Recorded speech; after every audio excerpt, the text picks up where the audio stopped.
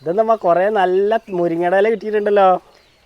ഇപ്പൊ മഴക്കാലമൊക്കെ അല്ലേ, ഇപ്പൊ നല്ല തിഴുത് മുരിങ്ങയില കുറച്ച് കിട്ടിയിട്ടുണ്ട്. അത് വെച്ച് നമുക്ക് നല്ല നാടൻ രീതിയിൽ ഒരു അടിപൊളി കറി ഉണ്ടാക്കി തരാം.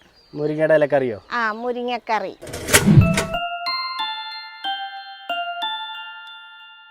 ആദ്യം നമുക്കിത് ഈ മുരിങ്ങ ഇലേനെ തണ്ടെന്ന് വേർപെടുത്തിയെടുക്കുക. ഒരു തണ്ടങ്ങോട്ട് എടുക്കുക, എന്നിട്ട് ഇതാ ഈ കുഞ്ഞു തണ്ടിന്ന് ഇങ്ങനെ ഊരിയെടുക്കുക. കണ്ടില്ലേ? അപ്പോൾ ഈ തണ്ട് ഇതാ അങ്ങനെ ആയി. ഇത് നമ്മൾ എടുക്കുമ്പോൾ ഈ തണ്ട് മാത്രം വന്നില്ലെങ്കിൽ ഇതെങ്ങനെ എടുത്തിട്ട് ഇതാ ഇങ്ങനെ എടുത്താൽ മതി. അപ്പോൾ ഈ തണ്ട് വേറെ വന്ന് ഇല വേറെ വന്ന്, കണ്ടില്ലേ? ഇങ്ങനെ എടുത്തിട്ട് ഇങ്ങനെ എടുക്കാൻ പറ്റും. കണ്ടോ? ഈ തണ്ട് ഇങ്ങനെ നമുക്ക് ഊരിയെടുക്കാം. ഈ മുരിങ്ങയിലയിലേ ഒരുപാട് ഗുണങ്ങളുണ്ട്. അത് ഞാൻ പറയാതെ തന്നെ നിങ്ങൾക്ക് എല്ലാവർക്കും അറിയാം. ഈ മഴക്കാലം വന്നാൽ, നോമ്പ് കാലങ്ങളൊക്കെ വന്നാൽ എല്ലാവരും മുരിങ്ങയില അന്വേഷിച്ച് പോവും. പിന്നെ ഒരു ദോഷമുണ്ട്, ഈ മുരിങ്ങയില ഉണ്ടാക്കിയ ചില സ്ഥലങ്ങളിലേ ഉണ്ടാവുള്ളൂ, പെട്ടെന്ന് ഉണ്ടായി കിട്ടൂല. ഞാൻ കുറേ ആയി ചെടിയോ? ഞാൻ കുറേ ആയി ഉണ്ടാക്കണേ. ഇതേ വരെ എനിക്കൊരു മുരിങ്ങ തൈ ഉണ്ടായിട്ടില്ല. ഓരോരിടത്തുനിന്ന് ഞാൻ കമ്പ് കൊണ്ടുവന്ന് കുത്തിയിടും, ഇതേവരെ ഉണ്ടായിട്ടില്ല. പണ്ട് മറ്റേ മുരിങ്ങയുടെ ഇല വെച്ചിട്ടേ കഞ്ഞി ഉണ്ടാക്കി തന്നിട്ടുണ്ടായിരുന്നു. മുരിങ്ങ ഇലയിൽ കഞ്ഞി ഉണ്ടാക്കുക. അതെങ്ങനെയാ വെച്ചാൽ കുറച്ച് ചെറിയരി, പിന്നെ കുറച്ച് ചെറുപയർ അതിട്ട് വേവിച്ചിട്ട് അരിയും ചെറുപയറൊക്കെ വെന്ത് കഴിഞ്ഞിട്ട് ഇതിൽ കുറച്ച് മുരിങ്ങ ഇല ഇടുക. ഇട്ടിട്ട് ഇളക്കി കഞ്ഞി നല്ല കുറുങ്ങനെ ഉണ്ടാക്കി കുടിക്കുമ്പോൾ ഭയങ്കര ടേസ്റ്റാണ്. പിന്നെ ഇത് മാത്രമല്ല, ഇച്ചിരി തേങ്ങ ഇടണം കേട്ടോ. ഇച്ചിരി തേങ്ങ ഇട്ടിട്ട് ഇളക്കി കുടിക്കുമ്പോൾ ഭയങ്കര, പണ്ടൊക്കെ എല്ലാവരും കുടിക്കും. ഇപ്പോഴുള്ള മക്കൾക്ക് അതൊന്നും ഇഷ്ടമല്ല. ഇപ്പോഴുള്ള മക്കൾക്ക് പറഞ്ഞാലും എൻ്റെ മോനിക്ക് വരെ അതിഷ്ടമല്ല. ഇത് കണ്ടില്ലേ മക്കളെ? കണ്ട മുരിങ്ങയുടെ ഇലയൊക്കെ ഊരിയിട്ട് നമുക്ക് കിട്ടിയത് ഇത്രേ കിട്ടിയിട്ടുള്ളൂ. ഞാൻ മുരിങ്ങ ഇല നന്നായിട്ട് കഴുകി കുടഞ്ഞിട്ടാണ് ഊരിയെടുത്തത്. ഇനി ഞാനിത് കഴുകണില്ല.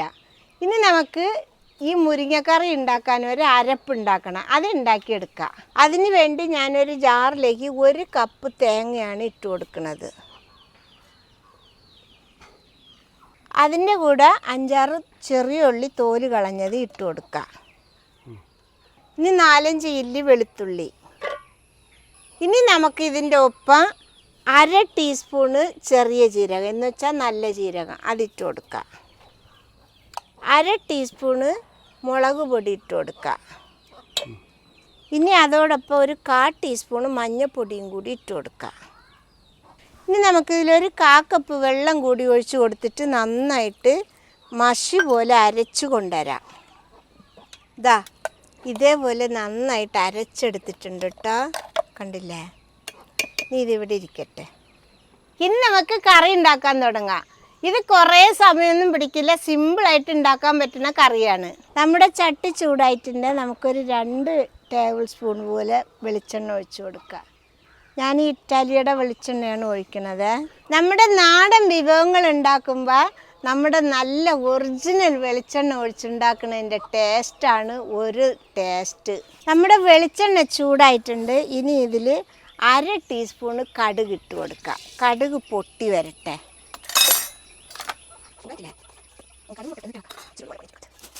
കടുക് ഒന്ന് പൊട്ടി വന്നിട്ടുണ്ട്. നമുക്കൊരു 2-3 വറ്റൽ മുളക് മുറിച്ചതിട്ട് കൊടുക്കുക.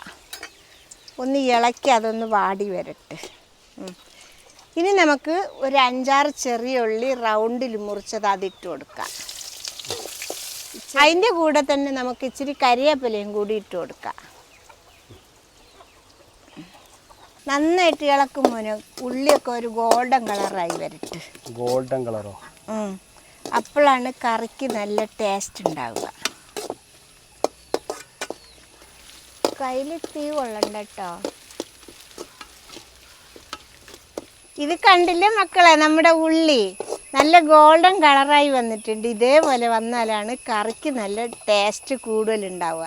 ഇനി നമുക്കിതിൽ നമ്മൾ എടുത്ത് വെച്ച മുരിങ്ങ ഇലയും കൂടി കൊട്ടി ഒന്ന് വാട്ടിയെടുക്കാം.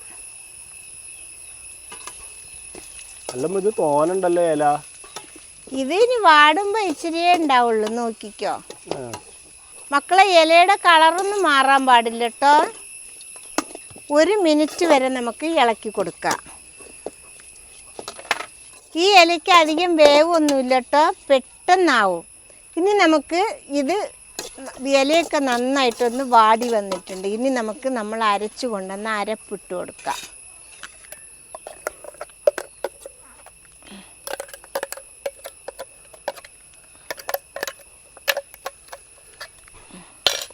ഇനി ഇതുകൂടി നമുക്കൊന്നിട്ട് ഇളക്കാം. അപ്പോൾ ആ ഇലയും നമ്മുടെ അരപ്പും ഒക്കെ പാടെ ഒന്ന് മിക്സായി വരട്ടെ. ചെറിയ തീയിൽ 1 മിനിറ്റ് വഴറ്റിയാൽ മതി കേട്ടോ. അത് തേങ്ങയുടെ പച്ചമണമൊക്കെ ഒന്ന് മാറാനാണ്. ഇപ്പം ഞാൻ ഇലയും തേങ്ങ അരപ്പും നന്നായിട്ട് ഇളക്കി മിക്സാക്കിയിട്ടുണ്ട്. 1 മിനിറ്റ് ആയിട്ടുണ്ട്. അപ്പോൾ തേങ്ങയുടെ പച്ചമണമൊക്കെ ഒന്ന് മാറിയിട്ടുണ്ട്. ഞാനിതിൽ 1 കപ്പ് വെള്ളമാണ് ഒഴിച്ചു കൊടുക്കുന്നത്. അത് ജാറ് ഒന്ന് ചോറ്റിയിട്ടാണ് ഒഴിച്ചു കൊടുക്കുന്നത്.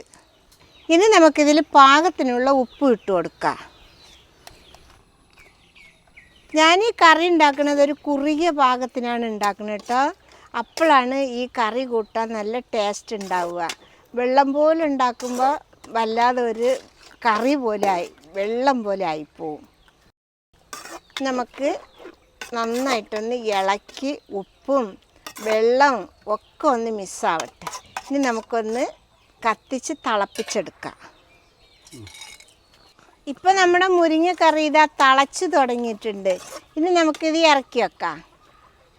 വല്ലാണ്ട് തിളയ്ക്കരുത്, തിളച്ചാൽ കളറൊക്കെ മാറിപ്പോവും. ഇപ്പം കണ്ടില്ലേ, നമ്മുടെ കറി നല്ല ബെസ്റ്റ് കളറായിട്ടുണ്ട്. നമ്മുടെ കറി സൂപ്പറായിട്ട് റെഡി ആയിട്ടുണ്ട്. കറി ചോറിക്ക് വിളമ്പേ തിന്നോക്കട്ടെ.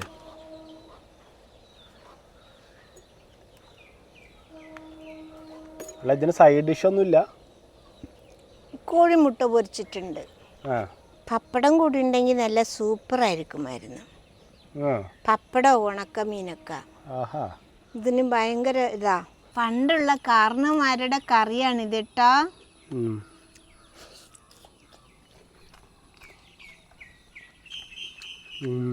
നല്ല ടേസ്റ്റ് ഉണ്ട്, അടിപൊളിയായിട്ടുണ്ട്. ഇനി ഞാൻ ബാക്കി ഇരുന്നിട്ട് കഴിക്കാം കേട്ടോ.